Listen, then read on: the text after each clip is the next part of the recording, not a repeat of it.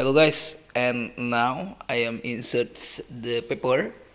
This here for the printer Epson. Okay, and this serial. Okay, this here for serial printer Epson, and insert a paper. Your drag this here for the paper.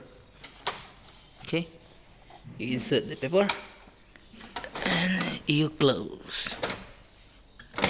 Okay, this here for and this here for the toner, the printer. Okay, and this here for C1 for the paper. Okay, and thank you for watching. Like and subscribe my channel.